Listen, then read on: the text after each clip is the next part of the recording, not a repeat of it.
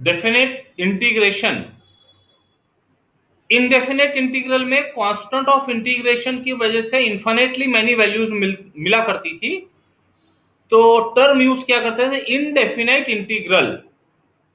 अब जब हमको x की रेंज दी हुई होगी प्रॉब्लम में, तो फाइनाइट लिमिट के बीच में जब इंटीग्रल फाइंड करना होगा, तो it always gives a finite value, and these are called definite integration. तो इसका सबसे पहला जो आर्टिकल है, definite integral as a limit of sum. तो basically definite integral gives area below the curve bounded by x equal to a and x equal to b above x axis. ये जो reason दिख रहा है, ये जो rectangle बने हुए हैं, curve y equal to F of X और x equal to a line, x equal to b line above x axis, ये जितने रेक्टेंगल्स है, इनके नंबर यदि इंक्रीज करते चले जाएं, तो इनका total area is the area below the curve which is given by definite integral F of X with respect to x between limit 1 a to b। ये this is geometrical meaning of definite integral. ये article अभी आप लोगों के exam के लिए syllabus से reduce किया गया है, फिर भी इसका एक प्रॉब्लम समझकर फिर आगे हम चलते हैं। इस तरह से यदि कुछ हमको इंटीग्रेट करना हो, तो ये तो डायरेक्ट इंटीग्रेट किया जा सकता है by property of definite integral, but by definition of definite integral यदि इसे इवैल्यूएट करना हो, तो we take this 2x plus 5 as function f of x।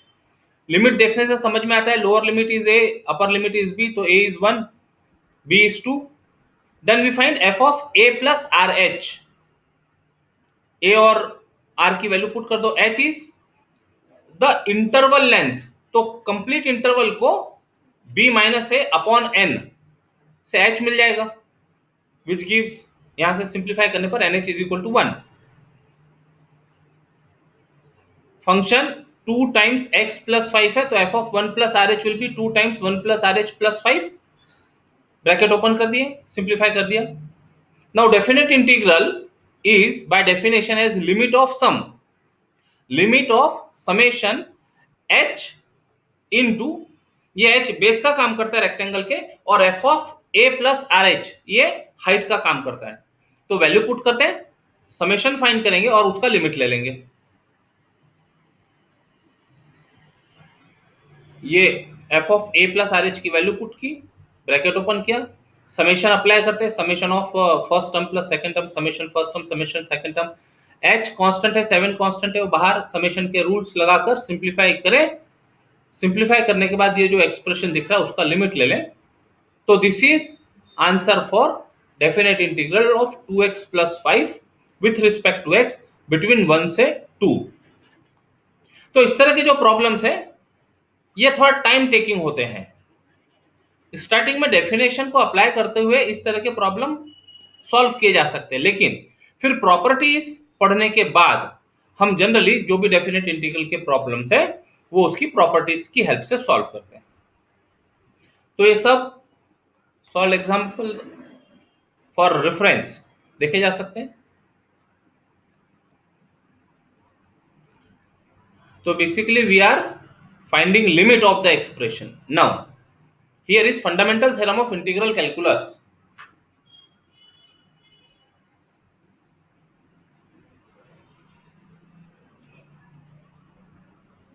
If f is continuous function on closed interval ab and we have indefinite integral of f of x as gx plus c,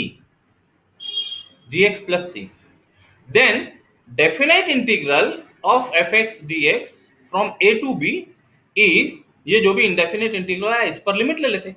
तो पहले upper limit put करते हैं expression में, minus lower limit put करते हैं।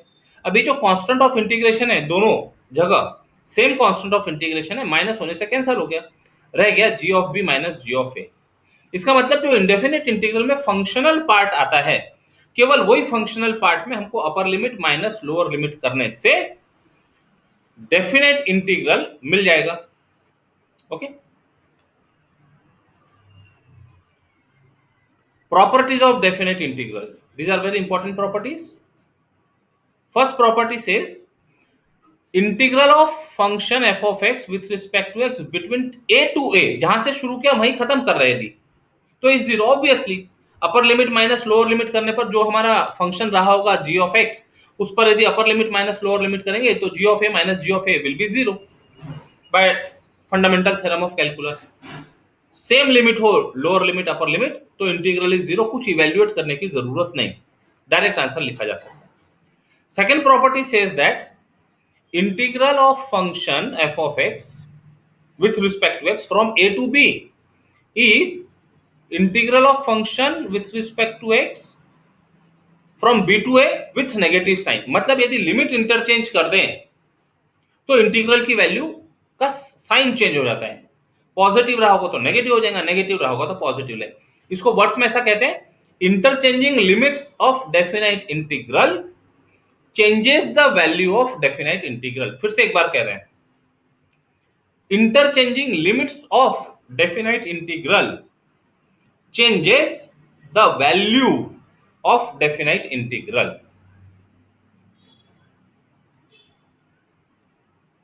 उससे related example किए हुए हैं सब। थर्ड प्रॉपर्टी, अब देखो जब हम इंडेफिनेट इंटीग्रल सॉल्व किया करते थे तो जो फंक्शन होगा, जिस वेरिएबल में फंक्शन होगा, उसका आंसर उसी वेरिएबल में आता था। अब यहां पर हमको वेरिएबल के लिमिट्स दिए हुए हैं, तो जब हम इंडेफिनेट इंटीग्रल फाइंड करके अपर limit minus lower limit put करेंगे तो वेरिएबल तो गायब हो गया, जो भी आंसर होगा वो नंबर के टर्म में, कांस्टेंट के टर्म में है, वैल्यू के टर्म में है। तो अब फंक्शन में वेरिएबल x रखा जाए या वेरिएबल t रखा जाए या p रखा जाए, y रखा जाए, डेफिनेट इंटीग्रल को उससे कोई फर्क नहीं पड़ता। तो property 3 says definite integral of fx dx from a to b is same as definite integral of ft dt from a to b। Words में इसको कहा जाता है definite integral does not depend on the variable of integration. Yes, it depends on limits. यदि limits change हो जाएंगी, ये दोनों जगह लिमिट्स चेंज हो जाएंगी, तो फिर दोनों दोनों इंटीग्रल अलग होंगे। यदि लिमिट दोनों सेम है तो वेरिएबल का कुछ रोल डेफिनेट इंटीग्रल में नहीं पड़ा। Property 3, definite integral does not depend on variable, right, variable of integration. Property 4,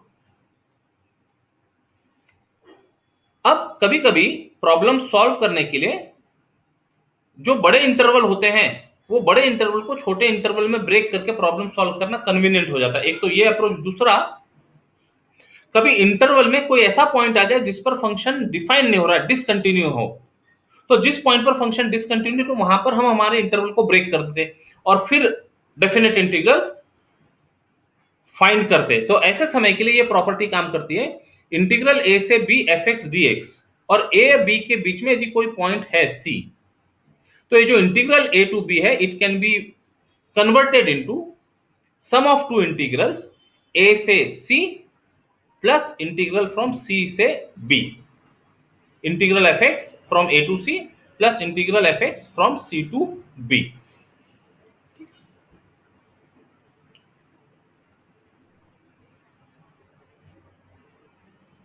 अब जैसे -1 से 5, इसके कन्वर्शन करना चाहे तो बहुत कर सकते हैं।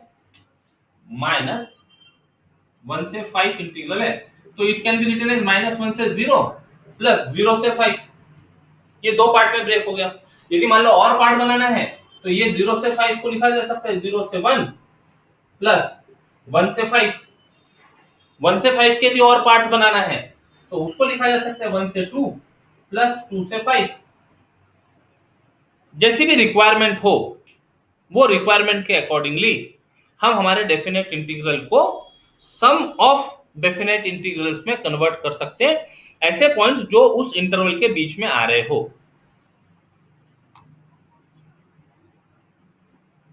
प्रॉपर्टी 5, ये काफी इंपॉर्टेंट प्रॉपर्टी होती है।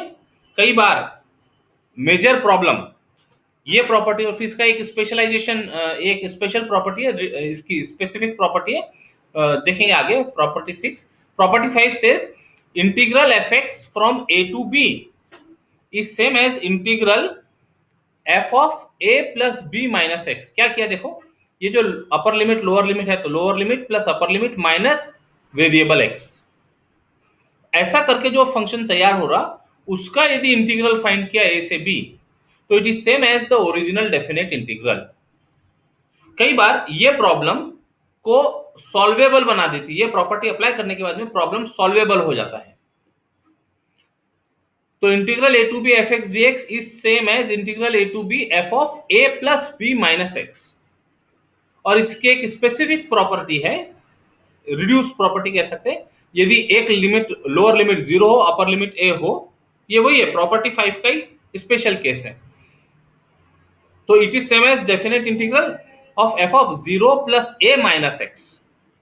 काम वही क्या है, 0 प्लस ए माइनस एक्स। तो दोनों प्रॉपर्टी सेम है, वो जनरल है, ये पर्टिकुलर प्रॉपर्टी ऐसा कह सकते हैं।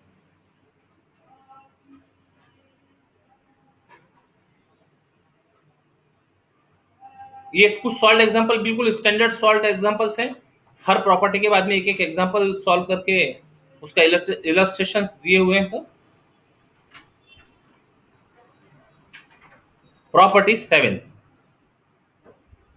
इंटीग्रल 0 से 2a can be written as integral 0 से a f of x dx plus integral 0 से f of 2a minus x dx।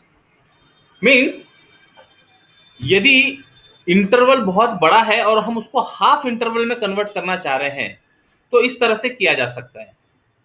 Half interval में 0 से 2a को 0 से a में कन्वर्ट कर दिया तो it is equal to integral 0 से F X D X plus 0 से a F of upper limit 2a minus X dx।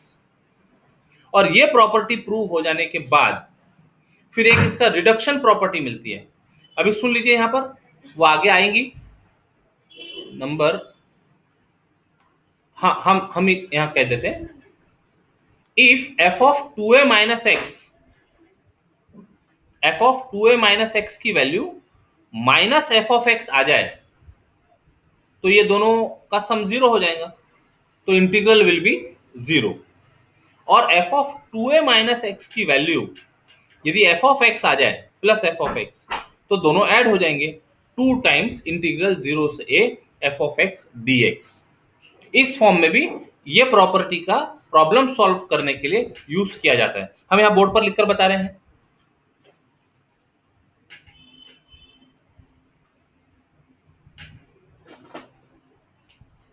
Integral 0 से 2a f of x dx is equal to 0 if f of 2a minus x is equal to minus f of x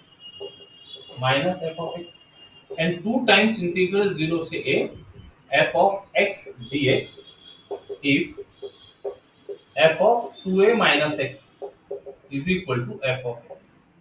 तो same property है, property number 7 की ही बात कर रहे हैं।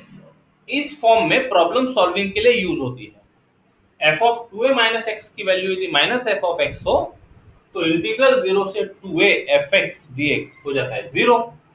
और यदि f में 2a माइनस एक्स करने पर उसको इवेल्युएट करें और वो same as F of X आता हो तो इंटीग्रल के लिमिट्स तो हाफ हो जाते, इंटीग्रल 2 टाइम्स बनेगा, 2 टाइम्स इंटीग्रल 0 से a F of X dx।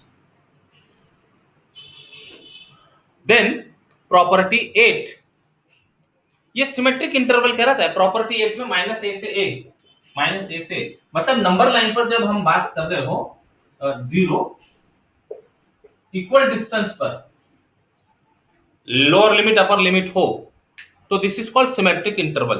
तो जब सिमेट्रिक इंटरवल दिया हो लिमिट्स में तब फंक्शन के नेचर पर हमें प्रॉपर्टी मेंशन करते हैं, if function is even function then it is 2 times integral 0 से f of x dx and if function is odd then integral along symmetric interval is 0। तो ये प्रॉपर्टी इवन और odd की कब अप्लाई करेंगे, जब सिमेट्रिकल लिमिट्स दिए हो, सिमेट्रिकल इंटरवल के लिमिट्स दिए हो तब। और ये प्रॉपर्टी जनरल 0 से 2a मिलती जुलती प्रॉपर्टी दिख रही लेकिन दोनों में फर्क है, प्रॉपर्टी 7 और प्रॉपर्टी 8 में फर्क है। Property 8 is for symmetric interval. तो इतनी प्रॉपर्टी के साथ अब एग्जांपल सॉल्व किए जा सकेंगे। ये इसका इलस्ट्रेशन ही हो गया property. Minus pi by four है। जब इस तरह दिखते हैं तो फंक्शन का नेचर चेक करो, इवन है कि ऑड है। तो इवन और ऑड चेक करने के लिए x replace by minus x. तो एफ ऑफ माइनस एक्स की वैल्यू यदि एफ ऑफ एक्स आ जाए तो फंक्शन इवन, और माइनस एफ ऑफ एक्स आए तो फंक्शन ऑड। ये सॉल्व किया, सिंप्लीफाई किया, माइनस एफ ऑफ एक्स आ रहा, फंक्शन ऑड हो गया, तो इंटीग्रल डायरेक्ट जीरो लिखा जा सकेगा। एक एग्जांपल और दिया है, माइनस वन से वन, इसको फंक्शन कहा। चेक करते हैं, एक्स को माइनस एक्स से रिप्लेस करो, सिंप्लीफाई करो, वैल्यू एफ ऑफ एक्स आ रही है, तो फंक्शन हो गया इवन फंक्शन। तो therefore this integral is 2 times integral 0 से 1 of x square upon 1 plus x square. अब इसको जैसे डेफिनेट इंटीग्रल के प्रॉब्लम सॉल्व करते हैं ऐसा सॉल्व करना। क्या सोचेंगे सबसे पहले, ऊपर डिग्री ऑफ न्यूमरेटर इज 2 है, डिग्री ऑफ डिनोमिनेटर इज 2 है, इसका मतलब डिवीजन पॉसिबल है। तो डेफिनेट इंटीग्रल सॉल्व करने के पहले उसको डिवाइड कर लो डिवीजन एल्गोरिथम से, और फिर वो लिखा जाएगा quotient plus remainder upon divisor. तो माइनस वन आया होगा रिमाइंडर, और फिर हर टर्म का integration, upper limit minus lower limit gives you answer. ये इलस्ट्रेशन था वो प्रॉपर्टी का। Now examples, solve examples. तो पहले तो बेसिक जो प्रॉपर्टी है उसके, अब ये डिनोमिनेटर में इरेशनल नंबर्स का सम दिख रहा है, तो ऐसे समय रैशनलाइज करके डिनोमिनेटर को फ्री करते हैं रेडिकल साइन से। रैशनलाइज किया, सिंप्लीफाई किया, सिंपल हो गया ये। अब हर टर्म का इंटीग्रेशन फाइंड किया जा सकता है, एक्स पावर एन के फॉर्म में इंटीग्रल है, एक्स पावर एन का integral x power n plus one upon n plus one. Simplify करने के बाद में upper limit minus lower limit, ये कैलकुलेशन प्रॉपरली कीजिएगा। एक भी प्लस माइनस साइन में डिस्टर्बेंस हो गया तो इतना सब किया कराया पानी में चले जाता। ठीक, अब सिंपल एग्जांपल में सारे कॉम्बिनेशन आ सकते हैं, ट्रिग्नोमेट्री के कॉम्बिनेशन दिख रहे हैं। 1 माइनस कॉस 4x अप्लाई किया, 1 minus cos theta is 2 sign square theta by 2, ये एंगल का हाफ हो जाता। अप्लाई करो, डेफिनेट इंटीग्रल जैसा बन गया कंप्लीट। जितने टाइप हमने वहां इंडेफिनेट इंटीग्रल में किए थे वो कोई भी टाइप के प्रॉब्लम यहां पर आ सकते हैं। सेम मेथड से इंडेफिनेट इंटीग्रल जैसे सॉल्व करते थे वैसे यहां सॉल्व करेंगे, और आंसर आने के बाद में, इंडेफिनेट इंटीग्रल का आंसर आने के बाद में upper limit minus lower limit, ये देखने से समझ में आता है। टेन स्क्वायर थीटा है, यहाँ टेन थीटा है, तो टेन थीटा को यदि टी पुट कर दिया तो sec square x D x d t बन जाएगा। ये प्रॉब्लम अपने वो टाइप क्वाड्रेटिक एक्सप्रेशन वाले टाइप में पहुंच जाएगा, ये a x square plus b x plus c. फिर इसको सॉल्व करने के लिए इसको सम और डिफरेंस ऑफ परफेक्ट स्क्वायर करना होगा। तो सम और डिफरेंस ऑफ परफेक्ट स्क्वायर करने के लिए कोएफिशिएंट ऑफ टी स्क्वायर को पहले 1 बनाओ, कोएफिशिएंट ऑफ टी को 2 से डिवाइड करो, जो आएगा उसका स्क्वायर ऐड करो, सबट्रैक्ट करो। पूरी मेथड जो इंडेफिनेट इंटीग्रल में थी वो लग जाती है। ठीक, अच्छा, अब जब सब्स्टिट्यूशन की बात कर रहे हैं, अब एक एक इंपॉर्टेंट पॉइंट है, ध्यान देना। जब हम हमारे डेफिनेट इंटीग्रल में सब्स्टिट्यूशन की बात कर रहे हैं तो ये जो लिमिट्स थी 0 से पाई बाय 4, ये तो x के लिए दी हुई है। जब हमने उसको कहा कि put tan x is equal to t, मतलब हम न्यू वेरिएबल में प्रॉब्लम को कन्वर्ट करना चाह रहे हैं, टी में कन्वर्ट करना चाह रहे हैं, तो जो लिमिट्स है उसको भी चेंज करना पड़ेगा। तो ये जो लिमिट x इक्वल टू 0 है वो टी में क्या बन जाएंगी वो देखना होगा। तो x इक्वल टू 0 रखा तो tan 0 इज 0, तो when x is 0 t is 0। और जब x equal to pi by 4 रखा तो tan pi by 4 equal to t, tan pi by 4 1 है, तो x वेरीज फ्रॉम 0 से 1 हो गया, और सॉरी t वेरीज फ्रॉम 0 से 1 हो गया। When x is 0, t is 0. When x is pi by 4, t is 1. तो अब वो जो लिमिट होंगी वो 0 से 1 के लिए हम प्रॉब्लम को सॉल्व करेंगे।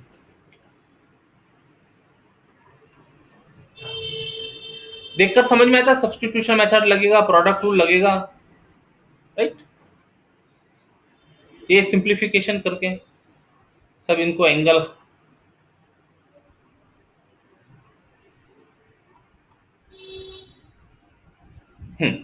अब ये डिनोमिनेटर में under root 1 minus x square दिख रहा है और साथ में 1 माइनस 2 एक्स स्क्वायर दिख रहा है।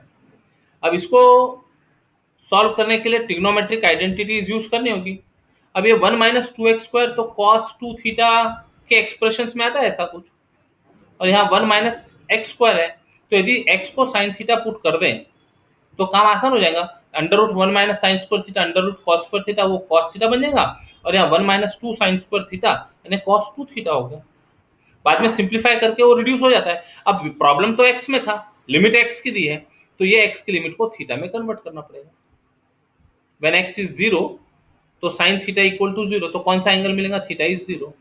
व्हेन एक्स इज 1/2 तो sine theta is equal to 1/2, तो कौन सा एंगल का साइन 1/2 होता है, 30 डिग्री का। लिमिट इज 0 से π/6।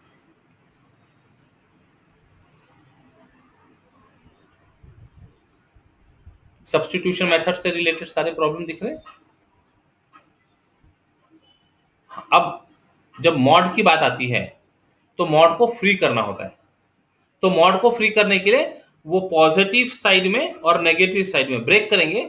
मॉड की डेफिनेशन है mod x is greater than और equal to mod x is equal to x if x is positive and mod x is minus x if x is negative। तो interval को break करके उसको separate करेंगे दो part में और फिर उसको सॉल्व करेंगे।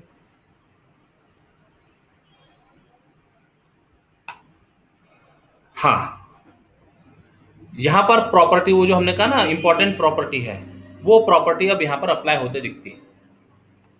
अब जब इस तरह के प्रॉब्लम है, अब हम कुछ भी कर लें, इसको जितना हमने इंडेफिनेट इंटीग्रल में पढ़ा उससे यदि सॉल्व करने की कोशिश करें तो सॉल्व होते दिखता नहीं है। तो बेसिक फंक्शन में तो कन्वर्ट कर सकते हैं, tan x को sin x upon cos x में कन्वर्ट कर सकते हैं। वो सिंप्लीफाई करके ये कुछ इस पैटर्न में आ गया, नंबर 1 के पैटर्न में, cube root of cos x upon cube root of cos x plus cube root of sin x। तो ये जो डिनोमिनेटर की दो टर्म है, इनमें से एक टर्म न्यूमरेटर में दिख रही है। तो ऐसा कुछ पैटर्न जैसे जैसे आप प्रॉब्लम की प्रैक्टिस करोगे तो देखने से समझ में आ जाएगा कि कहां पर वो प्रॉपर्टी, नंबर क्या था, 5 6 0 से a f of x equal to 0 से f of a minus x D x, ये प्रॉपर्टी लिखिए, ये अप्लाई करना। तो अप्लाई कर देते इसको, तो क्या हो गया, ए हमारा π/2 है, तो कॉस ऑफ एक्स की जगह आ गया π/2 minus x π/2 minus x π/2 minus, simplify किया, cube root sine x upon cube root sine x plus cube root cos x, इसको नंबर दे देते 2। ये जो गिवन इंटीग्रल था इनका नाम आई देकर अब ये दोनों इंटीग्रल को ऐड कर दिया, तो 2i इक्वल टू, दोनों को ऐड किया, डिनोमिनेटर दोनों के सेम है, लिमिट दोनों की सेम है, तो न्यूमरेटर ऐड हो जाएंगे। ऐड होने के बाद में ऊपर नीचे डिनोमिनेटर न्यूमरेटर सेम दिखने से डिवाइड हो गया, 1 बन गया। सिंप्लीफाई किया, डेफिनेट इंटीग्रल π/2, ये जो डेफिनेट इंटीग्रल है इसकी वैल्यू आ गई π/2, ये 2i की वैल्यू है तो i की वैल्यू होगी π/4। एक यहाँ ऑब्जर्वेशन केवल क्रॉस चेक करने के लिए, जब आप प्रॉपर्टी 4 अप्लाई कर रहे हैं तो मैक्सिमम टाइम ऐसा दिखता है, ये जो लिमिट्स है ना 0 से π/2, तो इसका हाफ मतलब 1/2 टाइम्स π/2। क्यों ऐसा दिख रहा है, ये 2i इक्वल टू 1 का इंटीग्रेशन था, तो मैक्सिमम टाइम इस तरह का ऑब्जर्वेशन एक दिखता है। ये लिखा है, with the help of above solved और illustrated verify whether the following examples evaluate their definite integral to be equal as π/4। तो आप पहले तो सॉल्व करेंगे इसको यही प्रॉपर्टी लगा के, और प्रॉपर्टी लगाने के बाद में चेक करेंगे, सभी के लिमिट 0 से π/2 0 से π/2 0 से π/2 दिए हुए हैं, तो सबको सॉल्व कीजिएगा, प्रॉपर्टी अप्लाई करके बेसिक फंक्शन में कन्वर्ट करें पहले तो sin x और cos x में, और सॉल्व करके देखिए आंसर सबके π/4 आते दिखेंगे।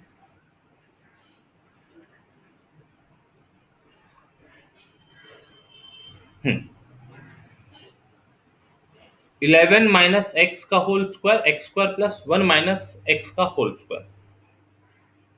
जब हम सब करके देख लें, जितने भी इंडेफिनेट इंटीग्रल में हमने टाइप पढ़े वो सब करके देख लें और प्रॉब्लम सॉल्व होता ना दिखे, तो ये जो जनरल प्रॉपर्टी थी, अब यहाँ limit lower limit upper limit में दोनों जगह ए और बी है, नॉन जीरो नंबर है, तो ये प्रॉपर्टी एक बार फिट करके देख दें क्या होता है। तो प्रॉपर्टी रिकॉल कीजिए पहले, एफ ऑफ एक्स का integral from a to b is same as integral from a to b of F of A plus B minus x D x. Apply करो, x की जगह पुट करना है क्या, 3 + 8 - x, 3 + 8 - x। अब यहां से समझ में आता है 3 + 8 बोलने से 11 हो गया, और वहां एक 11 दिया हुआ है, तो कुछ काम बन सकता है। सब जगह कन्वर्ट किया, सिंप्लीफाई किया, आ गया x² / 11 - x² + x²। दोनों को ऐड कर दो। ये यहां पर करेक्शन होना, ये 1 नहीं, ये भी 11 - x² है, ये प्रॉब्लम में, दिस इज 11 - x। तो देखो डिनोमिनेटर में से एक टर्म न्यूमरेटर में दिख रही है, डिनोमिनेटर में से एक टर्म न्यूमरेटर में दिख रही है, मतलब प्रॉपर्टी अप्लाई करने के लिए एक हेल्प मिल जाती। अप्लाई करो, दोनों इंटीग्रल को ऐड कर दिया, दोनों के डिनोमिनेटर सेम है, लिमिट सेम है, न्यूमरेटर ऐड हो गए, देखा न्यूमरेटर डिनोमिनेटर इक्वल है, डिवाइड हो गया, 1 आ गया, 1 का इंटीग्रेशन x 8 - 3 यानी 5, 2i = 5, तो i हो गया 5/2, 5/2 बराबर है क्या। ये जो इंटरवल है, ये इंटरवल का हाफ, 8 - 3 यानी 5, उसका हाफ। इसके पहले जो प्रॉब्लम सॉल्व कर रहे थे, वहां इंटरवल था 0 से π/2, तो जो लेंथ थी वो लेंथ क्या हुई, π/2 - 0, उसका हाफ यानी π/4। ठीक, ये जनरल रूल लिखा है। जब इस तरह के प्रॉब्लम होंगे f(x)(f(x) plus f(a+b - x) from limit a to b, तो हमेशा इसका जो आंसर मिलेगा वो half times b - a, half length of interval.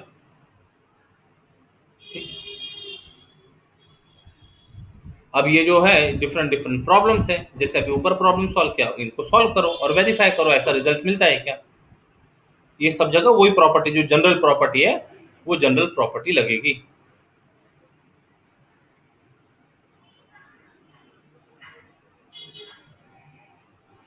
x × sin² x dx।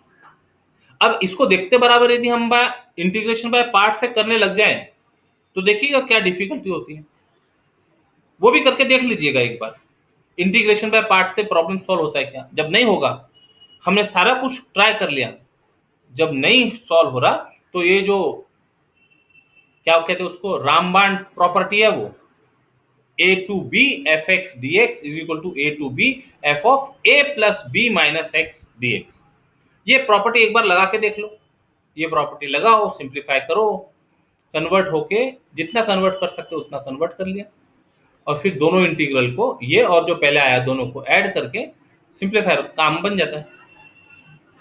अब यहां पर वो जो रूल है, वो रूल अप्लाई होता नहीं दिख रहा, क्योंकि ये उस पैटर्न में नहीं है ना, न्यूमरेटर अपॉन डिनोमिनेटर के पैटर्न में नहीं है। डिनोमिनेटर में से एक टर्म न्यूमरेटर में थी, तब तो वो रूल लागू हो रहा था, हाफ लेंथ ऑफ इंटरवल। यहां पर ऐसा कुछ सीन नहीं है, तो इसका आंसर वो रूल मैच नहीं कर रहा। प्रॉब्लम में x दिया है, x sin² x है, सब सॉल्व, x sin² x के लिए किया है, यहाँ लास्ट में स्क्वायर, ये प्रिंटिंग मिस्टेक है।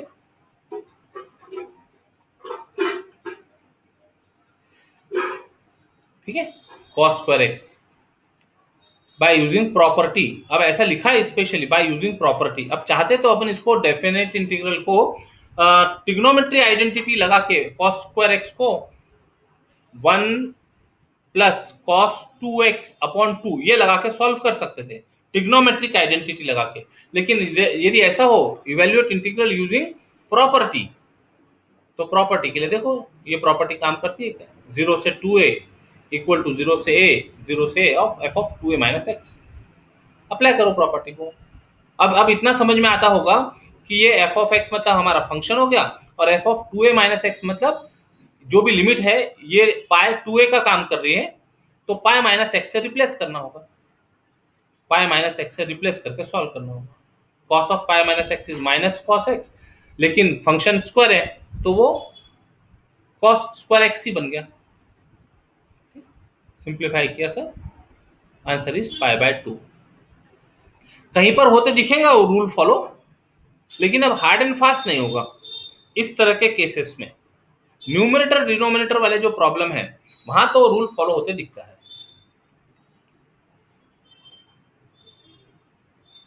अब प्रॉब्लम की प्रैक्टिस करने के बाद ये समझ में आने लग जाएगा कि ये जो ऐसा एक्स एक्स्ट्रा का कुछ मल्टीपल यदि रहा तो इसकी वजह से प्रॉब्लम होती है। तो सेपरेट किया दोनों को। अब सिमेट्रिक इंटरवल है माइनस पाई से पाई, माइनस पाई से पाई, तो फंक्शन का नेचर चेक कर लो, इवन फंक्शन है कि ऑड फंक्शन है, और प्रॉपर्टी से सॉल्व किया जाएगा। एक्स, अच्छा ओरली कैसे चेक करना, एक्स को माइनस एक्स से रिप्लेस करना है, तो यहाँ माइनस एक्स आ गया, cos square x, cos of minus theta cos theta होता है, उसमें कुछ फर्क नहीं पड़ा, तो ये फंक्शन हो गया ऑड, क्योंकि माइनस साइन छोड़ रहा है वो वहां, ऑड फंक्शन है, तो इसका इंटीग्रल 0 हो गया।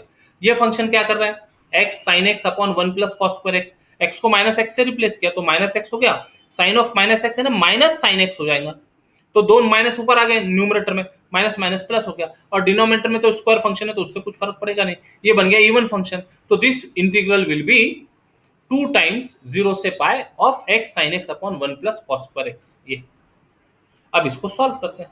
अब इसको सॉल्व करने के लिए एक्स मल्टीपल में बैठा है फालतू का, इसको प्रॉपर्टी लगा दो, वो रामबाण वाली property, a minus x sine of a minus x upon, simplify करें, दोनों इंटीग्रल को ऐड करें, 2i की वैल्यू आएगी। अब ये 2i की वैल्यू इसको सॉल्व करने के लिए, अब डेफिनेट इंटीग्रल ये सॉल्व करना है, तो जो इंडेफिनेट में किया था, नीचे कॉस दिख रहा है ऊपर साइन दिख रहा है, कॉस का डेरिवेटिव साइन होता है, सब्स्टिट्यूट करो, लिमिट्स को चेंज करो in terms of new variable t, 1/1 plus T square, ये जो 9 स्टैंडर्ड रिजल्ट की बात कर रहे थे उस पैटर्न में आ गया, tan इनवर्स t बन जाएगा। Problem solve. अब ये थोड़ा सा आगे की बात हो जाती है, step function, great integer function, ठीक है, greatest integer function less than और equal to x, just minute.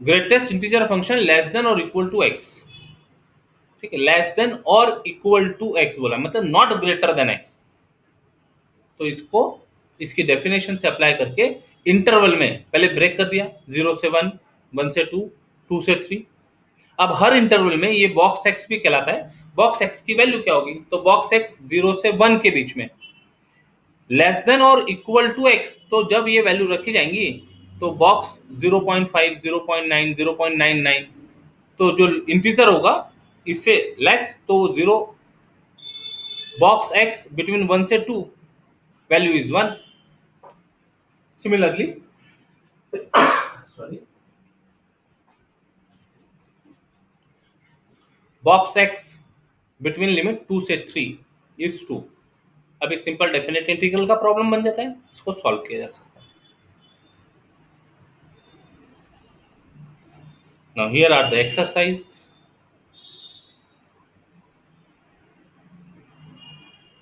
Reduction फॉर्मूले, ये रिडक्शन फॉर्मूले भी डिलीट किया हुआ है आपके सिलेबस से, लेकिन हमने पढ़ा रेगुलर क्लास में, हायर स्टडीज में काम आते हैं। ये क्या होता है समझ लेते हैं, रिवाइज कर लेते हैं इसको भी। इंटीग्रल साइन एक्स का power n, integral cos x का पावर n फ्रॉम 0 टू पाई, जब हम इवेल्युएट करते हैं तो जब इनको सॉल्व करेंगे, इनके जो प्रूफ्स होते हैं तो वो रिपीट होते जाते हैं, इंटीग्रल्स रिड्यूस करते हैं, ये पावर n को उनके लोअर पावर में रिड्यूस करते जाते हैं। अभी आपको साइन एक्स का पावर n, कॉस एक्स का पावर n है, बाद में इसको एक्सटेंड करके tan x, cot x, sec x, cosec x के पावर n के इंटीग्रेशन भी इवेल्युएट करते हैं बिटवीन लिमिट 0 से π/2। तो अभी फिलहाल ये दो की बात करते हैं। इनको लिखने का, इनको याद रखने का एक पैटर्न है, integral sine x power n और integral cos x power n, ये दोनों होते हैं इक्वल। कैसे, तो पहले प्रॉपर्टी की बात कर लेते हैं। cos x power n can cos, यदि वो प्रॉपर्टी लगाते हैं 0 से π/2 है तो cos of a minus x, cos π/2 minus x बन गया sin x का पावर n है, तो ये integral of cos x power n और integral of sin x power n दोनों का मतलब सेम है। अब इनकी वैल्यू क्या होती है, तो देखो जो पावर है n वो यहाँ डिनोमिनेटर में लिख के शुरू करना, n उससे एक कम ऊपर, फिर एक कम नीचे, एक कम ऊपर, एक कम नीचे, एक कम ऊपर, ऐसा करते करते जब समझ में आएगा कि ये सब नंबर डिनोमिनेटर के 2 2 से कम हो रहे हैं, तो अब n का नेचर डिसाइड करना होगा। यदि n ऑड है तो डिनोमिनेटर में सब ऑड नंबर मिलेंगे, कहाँ 5 3 ऐसे तक है, और न्यूमरेटर में इनसे एक कम है, तो 5 है तो उसके न्यूमरेटर में 4 होगा, 3 है तो उसके न्यूमरेटर में 2 होगा। अब ये नीचे नेक्स्ट टर्म 1 नहीं जा सकती डिनोमिनेटर में, क्योंकि 1 गई तो उसके न्यूमरेटर में 0 लिखना पड़ेगा, पूरा पूरा आंसर 0 हो जाएगा, नहीं चलेगा। तो बस ये 2/3 पर आकर रुक जाएगा व्हेन n इज ऑड। और जब इवन होगा तो सब डिनोमिनेटर में हमको इवन नंबर मिलते चले जाएंगे, तो कहां तक के मिलेंगे 6 4 2 ऐसे मिलेंगे, उनके ऊपर एक एक नंबर कम, 4 के ऊपर 3, 2 के ऊपर 1, 1/2 तक के आ गया। और जब पावर इवन हो तो π/2 मल्टीप्लाई हो जाता है। ये इसके प्रूफ से रिजल्ट निकल कर आता है। अभी प्रूफ आपको है नहीं, केवल ये फॉर्मूला याद रखना है, फॉर्मूला याद रखेंगे। एग्जाम्पल sin x पावर 7, तो शुरू कैसे करना, यहाँ बोर्ड पर एक्सप्लेन कर देते। कोई भी बात करो, अभी sin x का पावर 7 कहो 0 से π/2, या फिर cos x का पावर 7 कहो 0 से π/2, दोनों की वैल्यू सेम होगी। क्या होगी दोनों की वैल्यू, डिनोमिनेटर में 7 लिखा, न्यूमरेटर में 6, डिनोमिनेटर में 5, न्यूमरेटर में 4। लिखते समय कहां से शुरू कर रहे हैं ये ध्यान रखो, डिनोमिनेटर में 7, फिर एक कम, फिर चलते जाओ इसी तरह से 5 4 3 डिनोमिनेटर में, 2 न्यूमरेटर में। ऑड पावर है तो बस यहां आके रुक जाएगा, 2/3 पर आकर रुक जाएगा, बाद में इसका सिंप्लीफिकेशन कर लेना जो भी होता है, ठीक है। 3 1 जा 3 2 जा हो गया, बस और कुछ नहीं था। 16/35। एक इवन पावर का देख लेते हैं, 0 से π/2 cos पावर 8x dx। इसको लिखते समय ऐसा भी लिखा जा सकता है, cos x का पावर 8, cos x का पावर 8 दिया है। नेक्स्ट प्रॉब्लम वही दिया है, तो शुरू करते हैं। डिनोमिनेटर में 8, न्यूमरेटर में 7, डिनोमिनेटर में 6, न्यूमरेटर में 5, डिनोमिनेटर में 4, न्यूमरेटर में 3, डिनोमिनेटर में 2, न्यूमरेटर में 1। पावर इवन है तो π/2 मल्टीप्लाई हो जाएगा, π/2 मल्टीप्लाई हो जाएगा। इसको सिंप्लीफाई कर लो, ठीक है, that will give you answer. कुछ डिवाइड हो रहा है क्या, 3 से ये डिवाइड होते दिखता है बस, तो ऊपर तो रहेगा 35π, डिनोमिनेटर में क्या है देखो, 8 8 64 into 4, 256, यस, ठीक है। Now this is summary of the chapter. सारे फॉर्मूले एक साथ दिए हुए हैं, properties, reduction formula and then miscellaneous exercise. तो आपका अप्रोच सेम होना चाहिए, समरी आप रिवाइज करें, सॉल्व एग्जांपल रिवाइज करें। अब जो अंदर एक्सरसाइज है उनको सॉल्व करने के बजाय ये जो मिसलेनियस एक्सरसाइज है, ये मिसलेनियस एक्सरसाइज को सॉल्व करते जाए, क्योंकि यहाँ पर मिक्स्ड प्रॉब्लम होंगे। तो अब पूरी पढ़ाई होने के बाद मिक्स्ड प्रॉब्लम को कैसे आप सोचें और करेक्ट मेथड अप्लाई करें, ये जरूरी है, इसकी प्रैक्टिस होना जरूरी है। तो मिसलेनियस एक्सरसाइज सॉल्व करते हुए अपनी पढ़ाई को कंटिन्यू रखें।